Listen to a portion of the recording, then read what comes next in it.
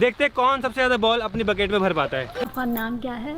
दिव्यांग रिद्धि। आज सौरव जोशी के हर व्लॉग पर मिलियन व्यूज आते हैं, लेकिन क्या आप जानते हैं कि एक समय ऐसा भी था जब उनके वीडियो पर बहुत कम लोग आते थे। आखिर कैसे एक साधारण लड़का भारत के सबसे बड़े व्लॉगर्स में शामिल हो गया, इस कहानी में हम उनके पूरे सफर को जानेंगे, शुरुआत से लेकर सफलता तक। सौरव जोशी का जन्म एक साधारण परिवार में हुआ। बचपन से ही उन्हें ड्राइंग और स्केचिंग का बहुत शौक था। जहाँ कई बच्चे खेलते थे, वहीं सौरव घंटों बैठकर चित्र बनाते थे। धीरे धीरे उन्होंने सोचा कि क्यों ना अपनी कला दुनिया को दिखाई जाए। इसे सोच के साथ उन्होंने यूट्यूब पर अपना आर्ट चैनल शुरू किया। शुरुआत आसान नहीं थी, वीडियो बनाते लेकिन व्यूज बहुत कम आते थे। फिर भी उन्होंने हार नहीं मानी और लगातार काम करते रहे। कुछ समय बाद उन्होंने व्लॉगिंग शुरू की। शुरुआत में व्लॉग्स पर भी कोई बड़ा रिस्पॉन्स नहीं मिला, लेकिन फिर उन्होंने एक फैसला लिया जिसने उनका सफर बदल दिया। लगातार वीडियो अपलोड करना, रोजमर्रा की जिंदगी, परिवार के साथ बिताए पल और उनका सरल अंदाज लोगों को पसंद आने लगा। धीरे धीरे ऑडियंस की संख्या बढ़ने लगी और चैनल ने तेजी से ग्रो करना शुरू किया।